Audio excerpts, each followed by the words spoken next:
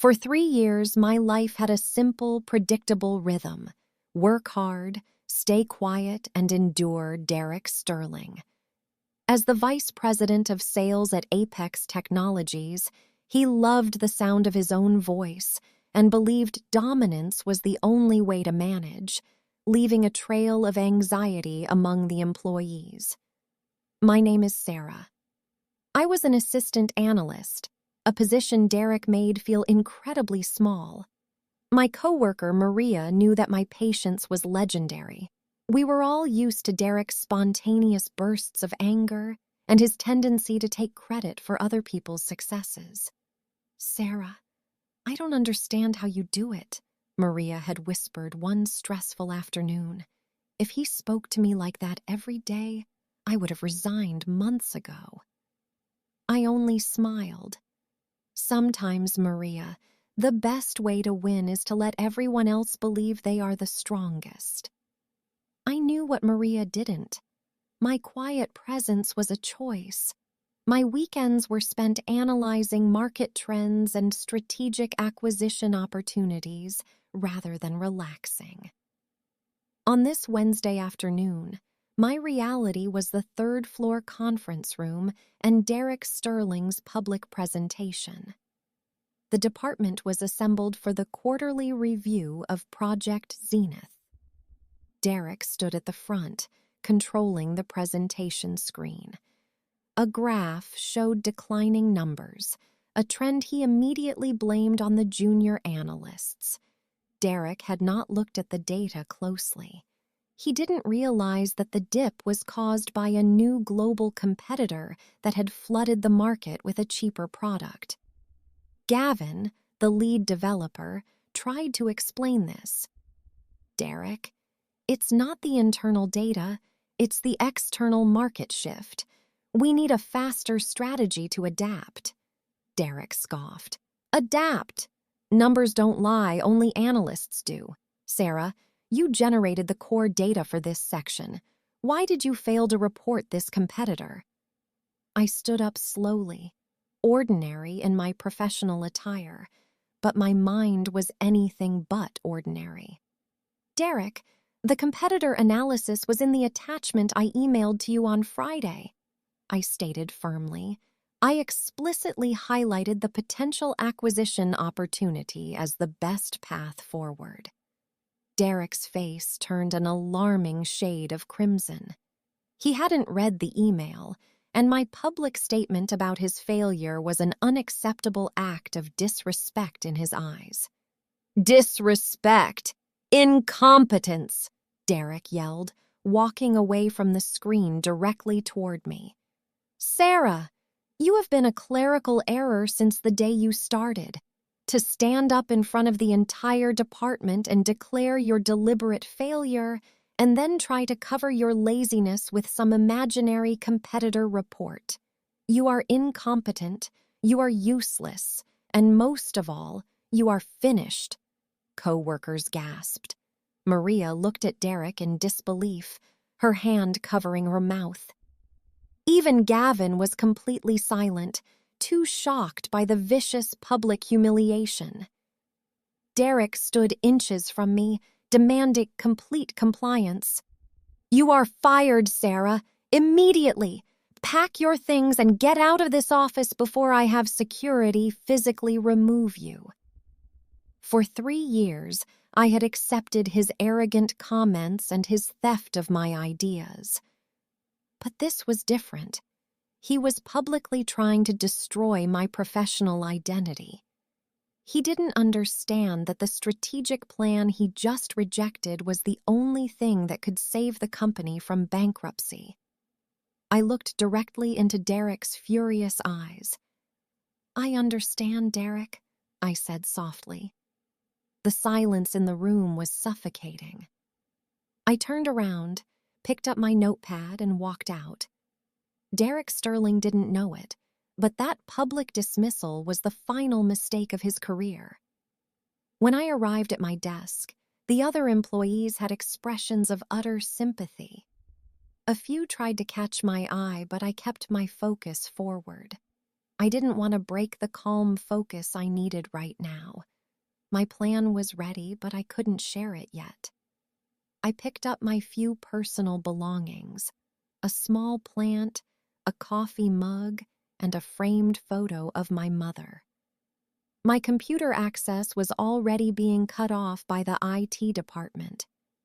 Derek was already back in his office, sitting behind his massive mahogany desk, looking pleased with his dramatic display of authority. He didn't even look out as I walked past his glass office for the final time.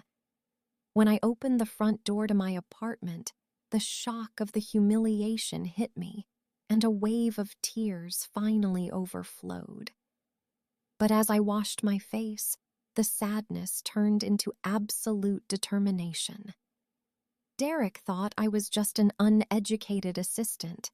He didn't know that my grandfather was the original co-founder of Apex Technologies, and when he passed away, he left his massive hidden trust fund entirely to me. For 3 years, I worked at the lowest level of the company just to see how it operated from the inside, to see who was loyal and who was destroying my family's legacy. I had been secretly buying up shares of Apex through a private holding company named Zenith Capital. My diligent analysis had shown that the company was vulnerable, and Derek's terrible leadership was driving the stock price down. I logged into my private secure account. The transaction was complete. Zenith Capital now owned 51% of Apex Technologies.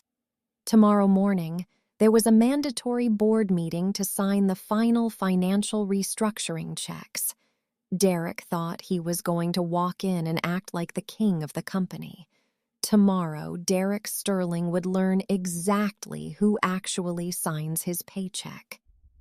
The next morning, I did not wake up to the aggressive sound of my usual 6 a.m. alarm. Today, I woke up naturally at 7 a.m. The sun was shining through my window, casting a warm light across my small living room. Instead of my plain corporate attire, I pulled out a high-end charcoal gray tailored suit. I had bought it months ago with my private inheritance funds, waiting for the exact day I would need to step into my true identity. As I put on the jacket, I looked at myself in the mirror. The anxious assistant analyst was completely gone. In her place stood the majority shareholder of Apex Technologies. My phone buzzed. It was a text message from Arthur Pendleton, the senior corporate lawyer who managed my family's trust fund. "Good morning, Sarah. The board members are arriving now. Derek Sterling has already taken his seat at the head of the room. We are waiting for your arrival." I picked up my leather briefcase and walked out the door. When I arrived at the corporate building of Apex Technologies, the glass exterior no longer felt like a prison where I was trapped at a low-level desk. It felt like a responsibility that I was ready to claim. I walked through the revolving glass doors of the lobby. The receptionist, Clara, looked up from her computer. Seeing me in a luxury suit with my hair neatly tied back, she looked completely confused. "Sarah," Clara whispered, looking around nervously. "What are you doing here? Derek told security yesterday that you were permanently banned from the building." "Don't worry, Clara," I said with a reassuring smile. "I am just here for a very important appointment on the top floor."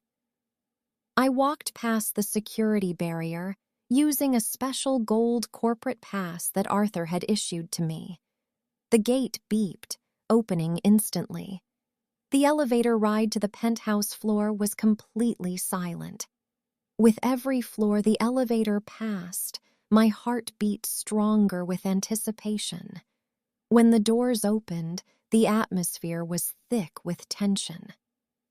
I walked down the hallway toward the grand executive boardroom. Through the frosted glass walls, I could see the silhouettes of the 12 board members sitting around a massive oval table. At the far end of the room, gesturing grandly, was Derek Sterling, likely explaining how he single-handedly saved the quarterly numbers. Standing directly outside the door was Arthur Pendleton, wearing a pristine navy suit and holding a thick stack of legal documents. When he saw me, his serious face softened into a respectful smile. "Are you ready, Sarah?" Arthur asked quietly. "The board has no idea who owns Zenith Capital. They believe a major international hedge fund is saving them today." "I have been ready for 3 years, Arthur. Let's go inside." Arthur pushed the heavy wooden doors open, and we stepped into the boardroom. The moment the doors clicked, the entire room fell dead silent. 12 wealthy board members turned their heads.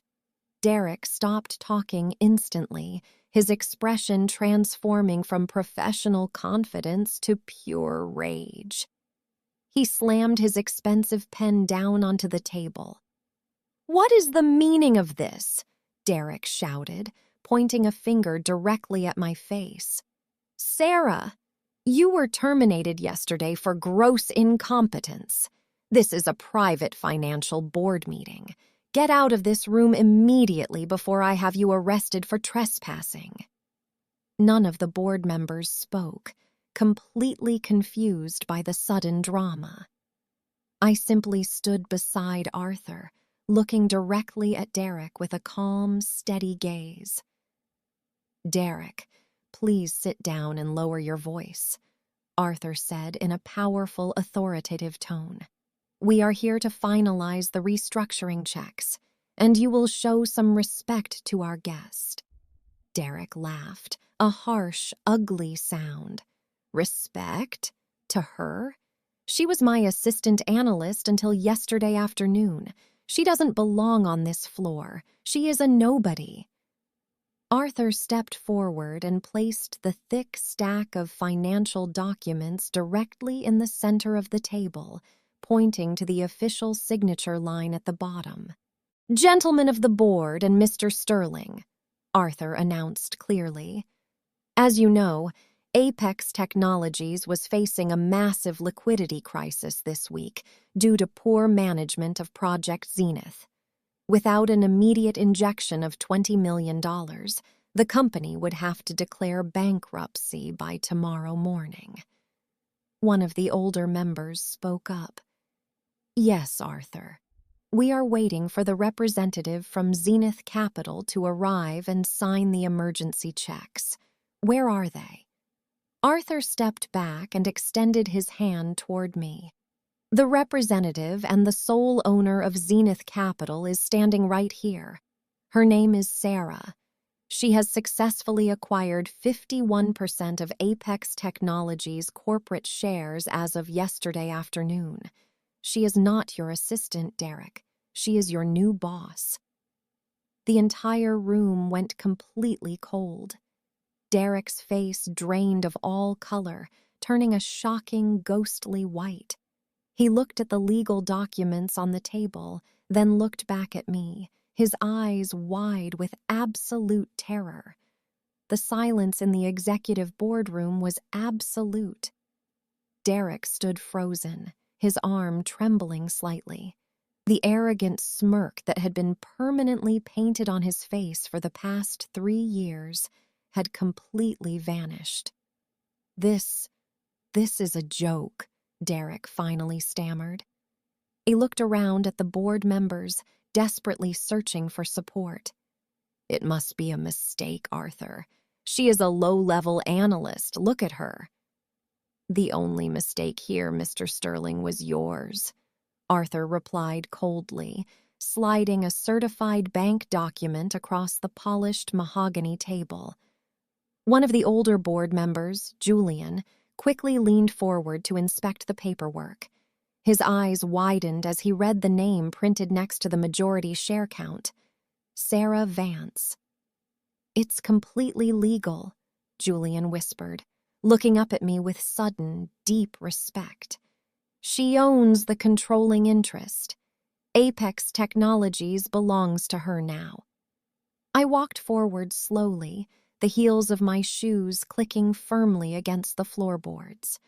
The board members quickly stood up, clearing a path for me. I didn't stop until I reached the very head of the table, the exact seat where Derek had been standing just moments ago. Derek backed away a few steps, his face shifting from ghostly white to a deep, embarrassed shade of red. "You worked for me," Derek whispered, his teeth clenched in a mixture of anger and humiliation. "You sat at that tiny desk on the 3rd floor for 3 years. Why didn't you say anything?" "Because I wanted to see how you managed this company when you thought no one important was watching, Derek," I said, my voice calm, smooth, and steady. I opened my laptop and connected it to the boardroom's massive projection screen. Instantly, the charts for Project Zenith appeared, showing the exact market entry of our global competitor, their pricing strategies, and our company's internal operational waste. "Yesterday, you fired me because you claimed I failed to adapt," I continued, looking directly into his panicked eyes. "But the truth is, you never read my reports. You don't understand the data. You simply wanted someone to blame for your own administrative failures." The board members stared at the screen, murmuring in agreement. Derek swallowed hard, nervously adjusting his tie. "Sarah, look, we are all professionals here. Maybe I was a bit too harsh yesterday during the presentation. We can work together. With your strategic insights and my leadership experience, we can make Project Zenith a massive success." I let out a soft, amused laugh. It was pathetic to see how quickly a bully could transform into a beggar when the power dynamic shifted. "Yesterday, you stood in front of the entire department and called me incompetent, useless, and lazy," I reminded him, my voice turning cold. "You told me that completion of my final duties was not required, and that you would have security physically remove me. Do you remember that, Derek?" I was just trying to motivate the team," he stammered, a cold sweat breaking out across his forehead. "No," I said, standing up straight. "You were trying to destroy my professional identity to cover your own mistakes. But as the majority owner of Apex Technologies, I have a responsibility to protect this company from toxic elements." I turned to Arthur and nodded. He immediately handed me a formal termination notice. "Derek Sterling, your employment with Apex Technologies is terminated, effective immediately. Your access to the building is revoked, and your corporate accounts are frozen. You are finished." Derek looked at the termination paper in absolute shock. He opened his mouth to argue, but Julian stepped forward. "You heard the majority owner, Derek. Please pack your personal belongings and leave the executive floor immediately. Security is already on their way up."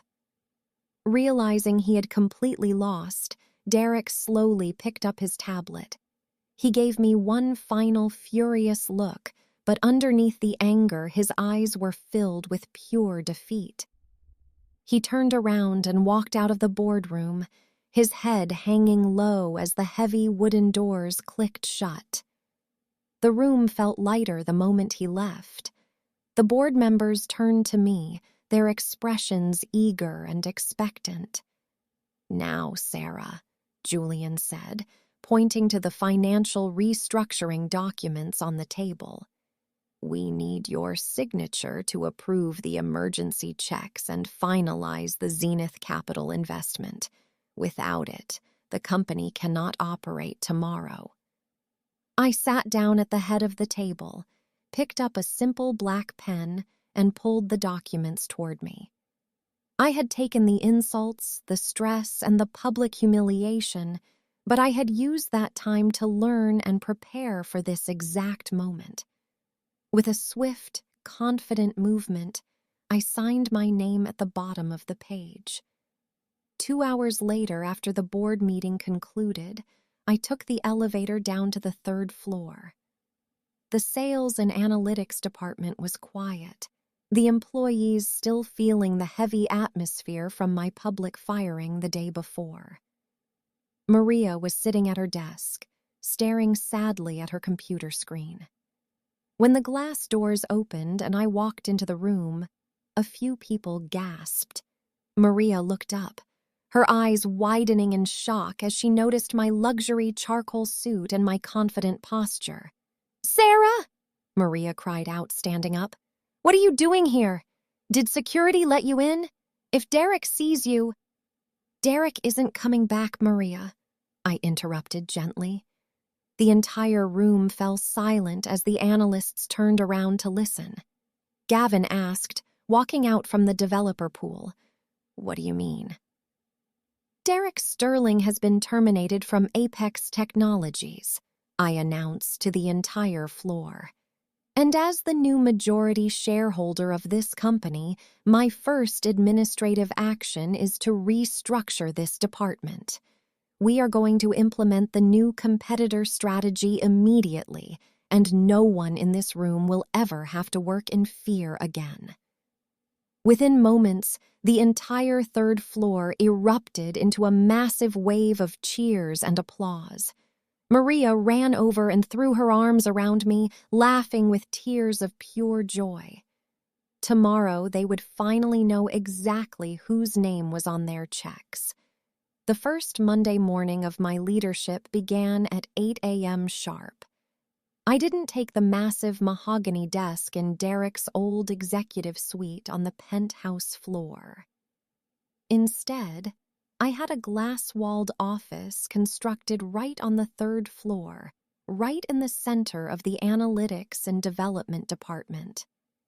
I wanted the employees to know that their leader was right there with them, sharing the daily rhythm of the company. My first administrative task was to completely review the human resources files. Derek had left a legacy of quiet intimidation, and I needed to ensure that his old associates weren't continuing his toxic management habits.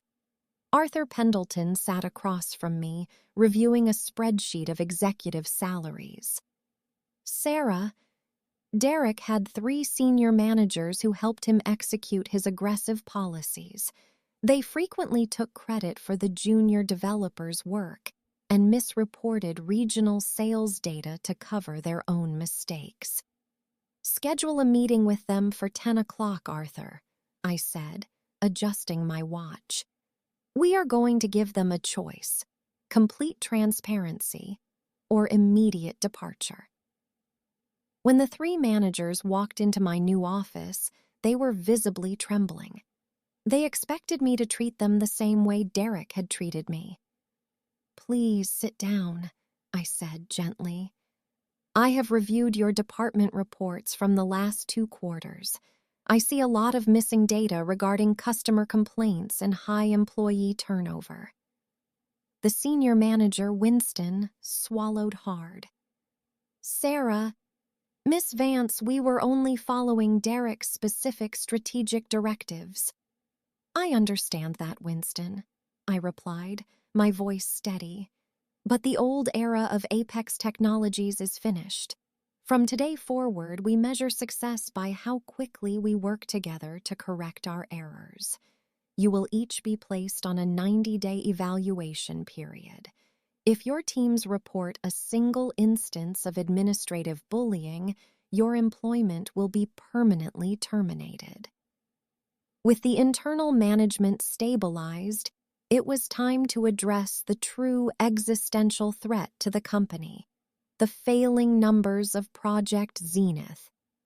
The global competitor was continuing to flood the market with their cheap alternative, and our regional sales were continuing to slip.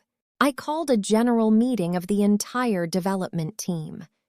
Gavin stood at the front of the room, looking much more confident than he had during Derek's final presentation. "Our core software is too heavy," Gavin explained, pointing to a new system architecture diagram on the screen. "The competitor's product is simple, fast, and runs perfectly on low-end mobile devices. If we want to compete, we need to strip away our unnecessary legacy code and create a completely streamlined digital experience." "How long will it take to rebuild the framework, Gavin?" I asked. "With our current team size, at least 6 months," Gavin said, his shoulders dropping slightly. I smiled, a confident expression that immediately caught his attention. "What if we double your department's size? I am going to allocate $5 million from the Zenith Capital escrow account specifically for engineering recruitment. We are going to launch the new project Zenith in 90 days. The room erupted into excited whispers. The developers looked at each other with wide, eager eyes. For years, Derek had starved their department of resources while spending lavishly on executive travel.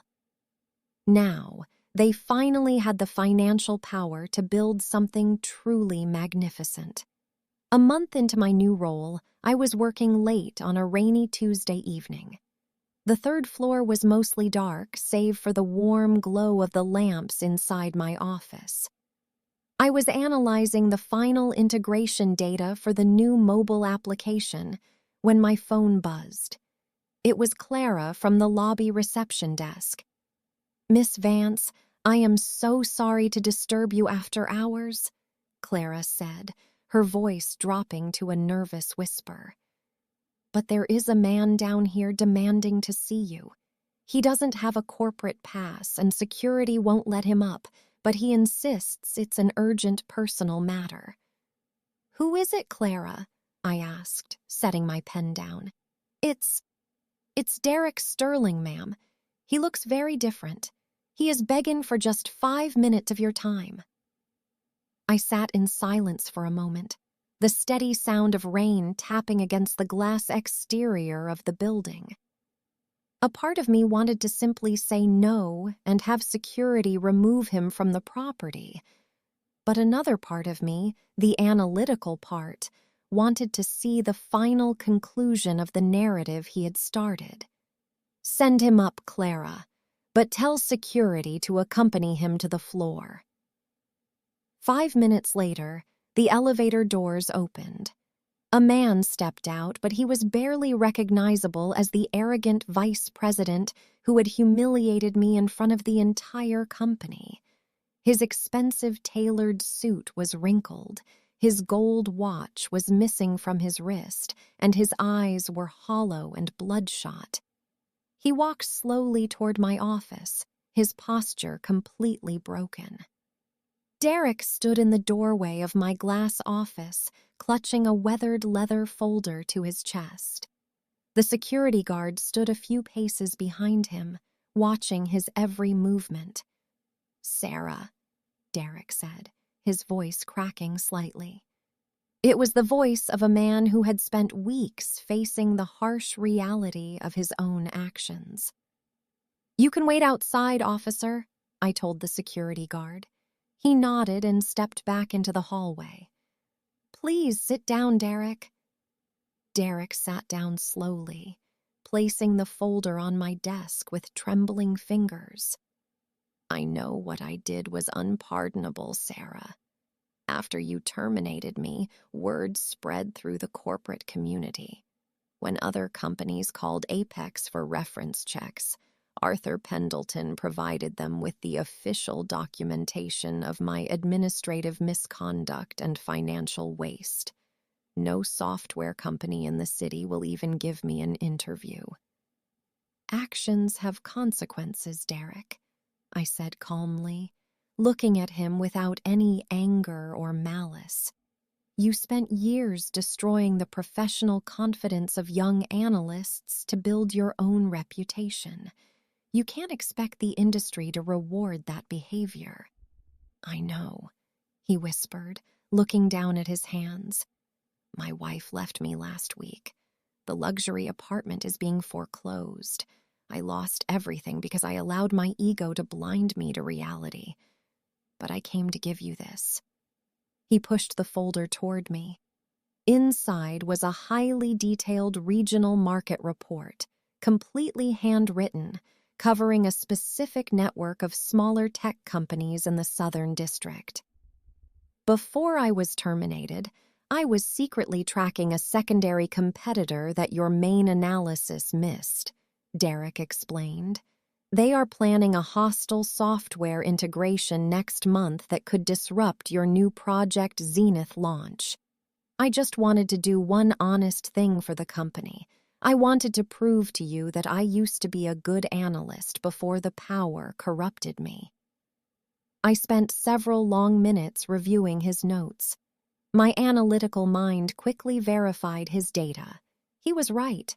This secondary competitor was a major blind spot in our strategic plan, and his handwritten report provided the exact operational blueprint we needed to bypass their integration. I closed the folder and looked at Derek. The raw satisfaction of seeing my enemy defeated had faded long ago, replaced by a deep sense of corporate responsibility. True victory wasn't about keeping a man broken forever. It was about knowing when a lesson had been fully absorbed. This is very thorough work, Derek, I said honestly. It's the kind of diligent analysis I always knew you were capable of. Thank you, he said, a single tear spilling over his lower eyelid. He stood up to leave, adjusting his wrinkled jacket. Derek, wait! I called out before he reached the door. He turned around, an expression of confusion on his face. I won't rehire you at Apex Technologies, I stated clearly. The culture here must remain completely untainted by the past. But I have a close professional associate who operates a medium-sized logistics firm in the neighboring city. They are desperately looking for a senior data analyst. If you are willing to start at the bottom, work quietly, and prove that you can respect your peers, I will call him tomorrow and provide a personal reference. Derek stared at me, his mouth completely open. He looked at the woman he had publicly humiliated, the woman who now held his entire future in her hands, and saw nothing but pure grace. I don't know what to say, Sarah, he choked out, bowing his head deeply. I will work harder than anyone else, I promise you. Go home, Derek. Get some rest. My assistant will email you the details tomorrow morning. The atmosphere on the third floor at 8:45 a.m. was electric. After 90 days of endless coffee cups, late-night coding sessions, and absolute determination, the morning of the new Project Zenith launch had finally arrived. The entire department was gathered around the main central monitors. Gavin stood at the primary control console, his fingers resting above the launch key, while Maria stood beside him with a celebratory bottle of sparkling cider. We are tracking user registry requests from 3 separate global regions already, Sarah, Gavin announced, looking over his shoulder at me with a proud smile. The streamlined framework is running perfectly. The secondary competitor Derek warned us about tried to launch their integration campaign an hour ago, but our bypass security system blocked them completely. Initiate the public deployment, Gavin, I said, nodding with absolute confidence. With a sharp click of his mouse, the new Project Zenith went live to the world. Within seconds, the declining charts that Derek had used to humiliate me months ago began to reverse. A bright green line representing active global users shot straight up, climbing higher and higher until it shattered our previous annual record. The entire floor erupted into a massive wave of cheers and triumphant hugs. We hadn't just saved the company, we had rewritten its future. While the third floor was celebrating, my phone buzzed with an urgent notification from Arthur Pendleton. "Sarah, the original board members have called an emergency gathering in the penthouse boardroom. The sudden spike in our corporate valuation has created an unprecedented financial milestone. They need your presence immediately." I smoothed down the jacket of my charcoal suit, gave Maria a quick high five, and took the elevator up to the top floor. When the heavy wooden doors of the boardroom opened, the 12 board members didn't just stand up, they applauded. Julian, the senior member, walked over to me with an expression of pure admiration. "Sarah, it's an absolute miracle," Julian said, gesturing to the main display screen showing our skyrocketing stock value. "In less than 100 days, you have increased the market cap of Apex Technologies by 40%. The financial restructuring is a historic success." "It wasn't a miracle, Julian," I replied calmly, taking my seat at the head of the table. "It was the result of investing in the people who actually build the product, rather than the egos of the people who pretend to manage it." "We completely agree," Julian smiled, sliding a thick, gold-bordered document toward me. "Which brings us to the final piece of business. Zenith Capital's initial restructuring phase is complete. This document officially dissolves the temporary transition period and permanently names you as the absolute chief executive officer of Apex Technologies. We just need your final signature to secure the company's new legacy." Before I picked up my pen, I noticed a small envelope resting on top of the corporate folder. It was addressed to me in precise, disciplined handwriting. "What is this?" I asked, looking up at Arthur. "That arrived by courier this morning, Sarah," Arthur explained softly. "It's from the logistics firm in the neighboring city." I opened the envelope and pulled out a simple piece of paper.